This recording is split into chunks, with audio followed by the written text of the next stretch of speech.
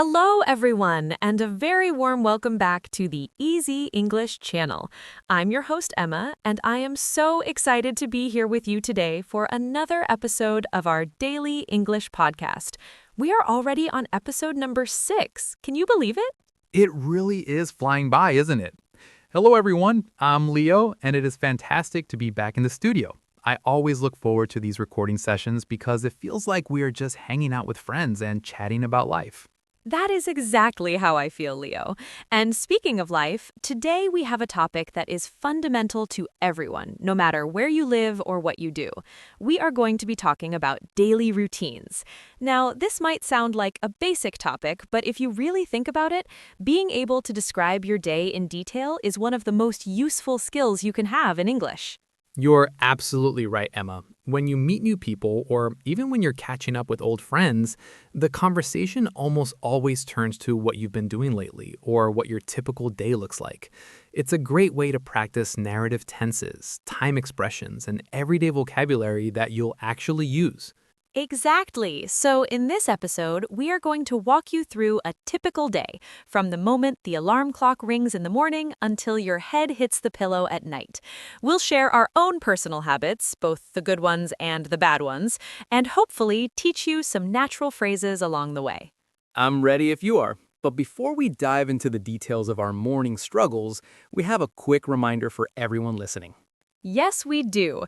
If you are enjoying this series and you want to make sure you never miss an episode, please take a second right now to hit that subscribe button.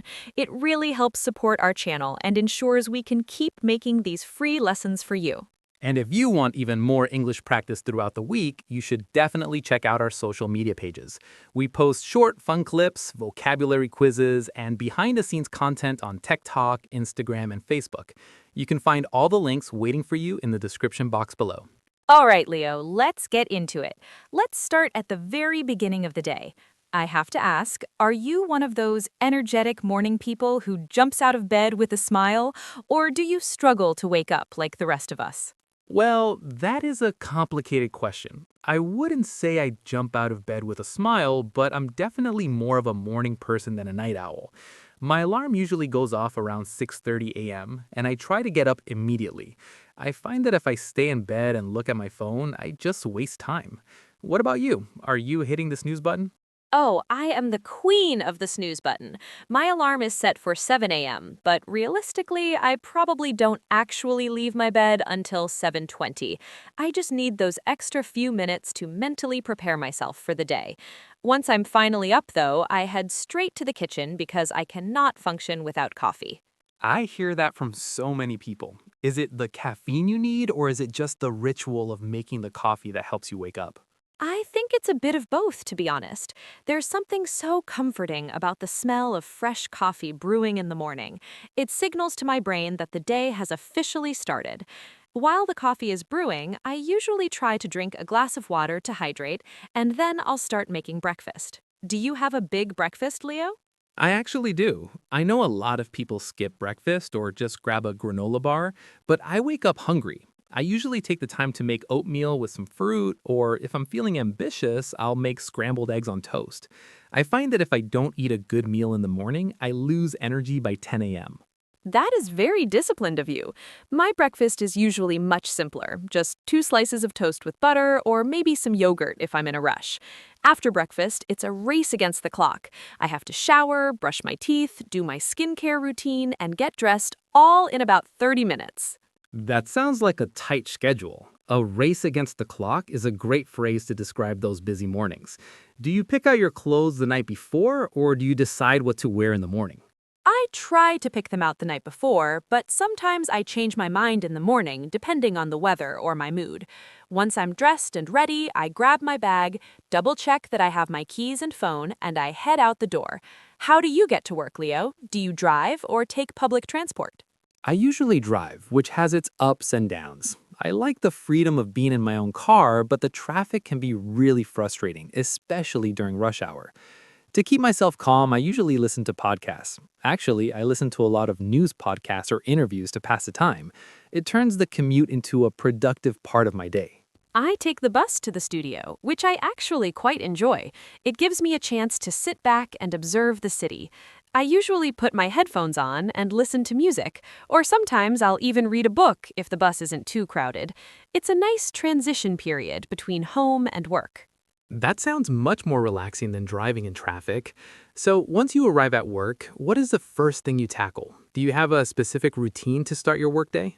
Yes, once I get to my desk, the first thing I do is open my laptop and check my emails.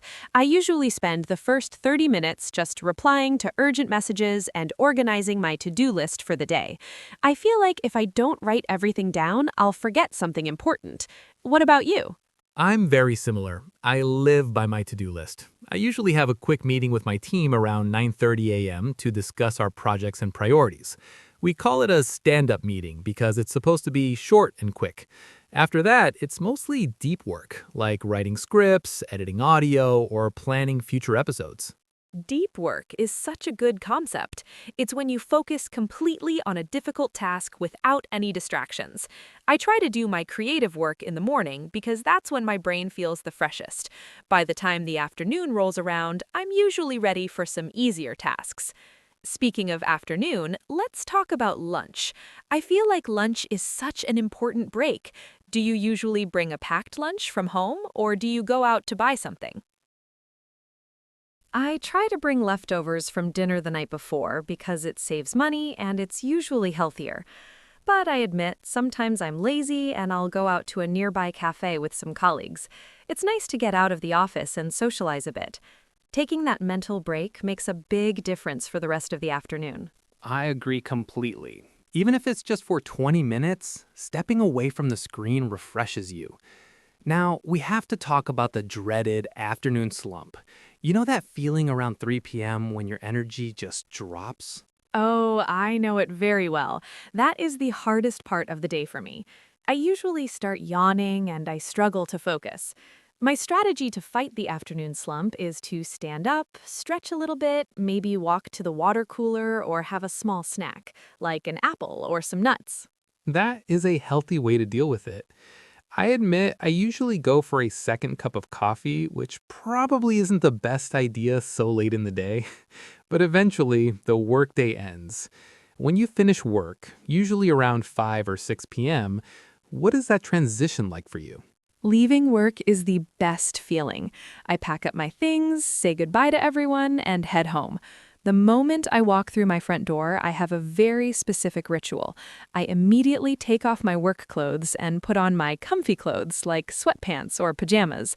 I cannot relax until I am in comfortable clothes. I am 100% the same. Jeans come off, sweatpants come on. It's the official signal that the workday is over and my personal time has begun. But then, of course, the evening chores begin. We can't just relax immediately, can we? Unfortunately, no.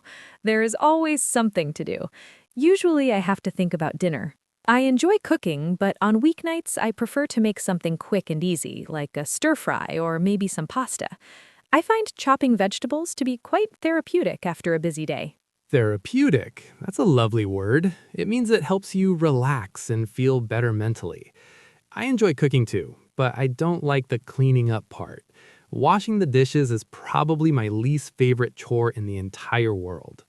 I don't think anyone likes washing dishes.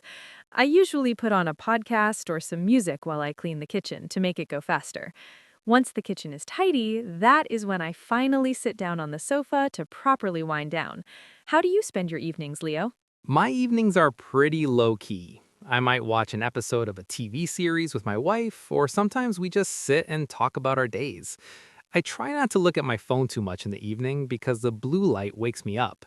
I'm trying to get into the habit of reading before bed instead. That is a great habit. Reading is such a good way to escape reality for a bit. I usually watch a bit of Netflix, I must admit, but I try to turn the TV off by 10:30 p.m. Then I do my evening routine, brush teeth, wash face, maybe set my alarm for the next morning, and then I'm in bed. And hopefully asleep quickly. It sounds like we have fairly similar routines, even though you are a night owl and I am an early bird. It just goes to show that while the timing might be different, the structure of our days is quite universal. Exactly. And that is why this topic is so great for our listeners.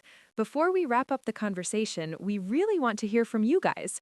We've been chatting away about our lives in the studio, but we know you are watching from all corners of the globe. Yes, we love seeing how international our community is.